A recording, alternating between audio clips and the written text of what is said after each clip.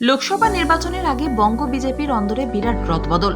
দলের core committee ভেঙে দিয়ে লোকসভার কথা মাথায় রেখে নতুন নির্বাচনী কমিটি গঠন করল গেরুয়া শিবির। তাৎপর্যপূর্ণভাবে রাজ্য বিজেপির শাসক শিবিরের চাপে কোণঠাসা হয়ে যাওয়া দিলীপ ঘোষ ফের ওই কোর কমিটিতে জায়গা পেলেন আর এক প্রাক্তন রাজ্য সভাপতি রাহুল সিনহাও। বঙ্গ বিজেপির গোষ্ঠী কোন্দল বরাবরই শিরোনামে থাকে। বিশেষ করে দলের প্রাক্তন রাজ্য সভাপতি দিলীপ ঘোষ কার্যত কোণঠাসা হয়ে পড়েছিলেন শুভেন্দু সুকান্ত শিবিরের দাপটে। এমনকি মুরালীধর স্ট্রিটের অফিসে যেভাবে দিলীপদের ঘর ভেঙে দেওয়া হয়েছিল সেটাও কারোর নজর এড়ায়নি।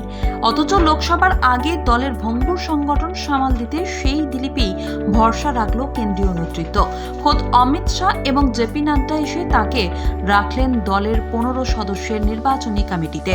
15 সদস্যের ওই কমিটিতে রয়েছেন দলের রাজ্য সভাপতি সুকান্ত মজুমদার, বিরোধী দলনেতা শুভেন্দু অধিকারী, দিলীপ ঘোষ, রাহুল সিনহা, অমিতাভ চক্রবর্তী, দলের 5 রাজ্য সাধারণ সম্পাদক এবং 5 কেন্দ্রীয় নেতা সতীশ ধন, আশা লাকড়া, মঙ্গল পান্ডে, অমিত মালব্য এবং সুনীল বনসাল।